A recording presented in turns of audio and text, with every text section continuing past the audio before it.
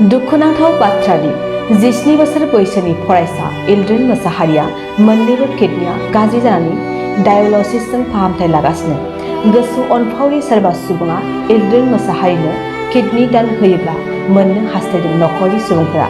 तामुलपुर जिल्लानि पाटकिजलि हरथला गामिनि अनुप कुमार मोसाहारि आरो मारियाम मोसाहारिनि 17 बोसोर बैसोनि नैथि फिसाज्ला इल्ड्रेन मोसाहारिया मोन्नैबो किडनिया गाज्रि जानानै दायो जोबथा फाहामथाय डायलाइसिस खालामनांगासिनो दं।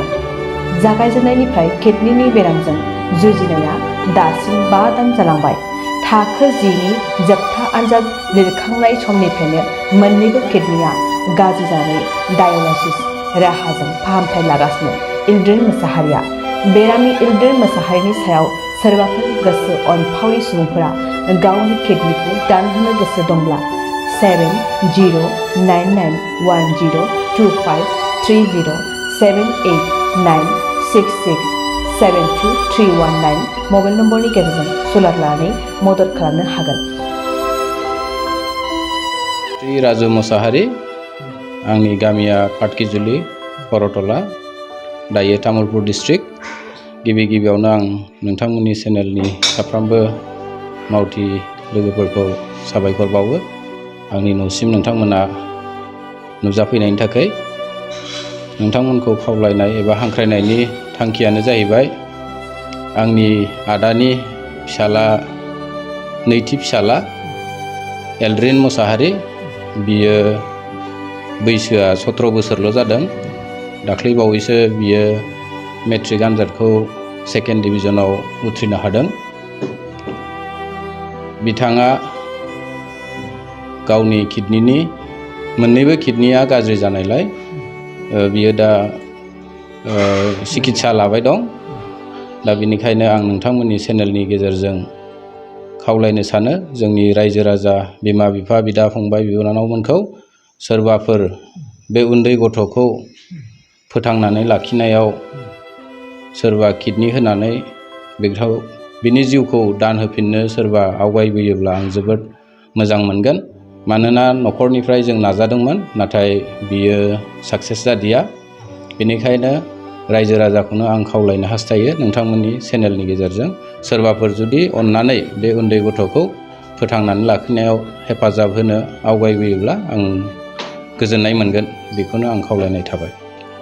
आंनि फन नाम्बारा वाट्सएप दङ 8402008343। बे नाम्बारावहाय आंखौ कन्टेक्ट खालामनानै सावरायनो हागोन। बेनि सोमोन्दै जोङो गुवाहाटी एक्सेल केयाराव लांनाय जादोंमोन। गिबियाव जों बे डक्टर रबि बर' सिभिल हस्पिटालावनो सिकित्सा खालामदोंमोन, नाथाय बे रोखोमनि बेयाव सुबिदा गैया। बेनिखायनो बिनिफ्राय बिथांखौ रेफार खालामनाय जादोंमोन। जों इमारजेन्सि अबस्थायाव बेखौ एक्सेल केयाराव लांदों। मेट्रिक आनजाद जोबनाय लोगो लोगो बियो हस्पिटालाइज जादों आरोखि। बेनिफ्राय डक्टरा बुंदों बेहा किडनिया मोन्नैबो डेमेज जाजोब्बाय, दा उपाया सोलायनायनि बादै जेबो गैलिया। बेनिखायनो दा सोलायनो थाखाय जोंहा जेबो उपाय गैया। बिमा बिफा आरो जोङो न'खरनि खैजनमानिखौ टेस्ट खालामदोंमोन, नाथाय होनो हानाय अबस्थायाव गैया। बेनो आरो सोरबाफोर अननानै आवगायबोयोबा जों गोजोननाय मोनगोन आरो बे गथ'खौ फोथांनानै लाखिनायनि थाखाय। नोंथाङा सरखारि साख्रि नागिरदोंना? नोंथांनि थाखाय मोनसे गोजोनथाव खौरां। नोंथांनि थाखाय दं एडुकेट पइन्ट, जेराव नोंथाङा सोलोंथाइ लानायनि गेजेरजों सरखारि साख्रिनि गुबुन गुबुन रोखोमनि गोब्राब आनजादफोरखौ उथ्रिसारनो हागोन आरो गावनि आथिङाव गसंथानो हागोन। बे एडुकेट पइन्टआव नोंथांमोना SSC, bank PO, bank clerk, bank SO, UPSC, FSC, defence, railway, state insurance, AAO, ADO एसिस्टेन्टजों लोगोसे स्टेट लेभेल जब आरो माखासे सरखारि साख्रिनि आनजादाव गोनांथि जानाय आयदाफोराव सोलोंथाइ लानो हागोन। मख'नो गोनांदि बे सोलोंसालियाव साख्रिनिल' नङा, बेयाव MBA आरो सैनिक स्कुल बायदियाव एडमिशननि थाखाय एन्ट्रेन्स होनो थाखायबो सोलोंथाइ लानो हागोन। बे सोलोंसालियाव गाहाम थाखो खथानि सुबिदा दं आरो सम मथे नोंथांनि सोलोंथाइखौ बे सोलोंसालियाव होनाय जागोन। बेखौबो मिथिनांगोन दि बे एडुकेट पइन्टआव सोलोंथाइ लानानै बावैसो 2021-22 इं मायथाइनि एसएससि GD नि आनजादाव गासै 11 सा सोलोंसाफोरा उथ्रिसारनो हादों। बारा नङा गासै 15,000 रांजोंनो नोंथाङा बे सोलोंसालियाव 6 दानसिम सोलोंथाइखौ लानो हागोन। बे सोलोंसालिया क'क्राझार, बरपेटा र'ड, गवालपारा आरो बङाइगावआवबो दं।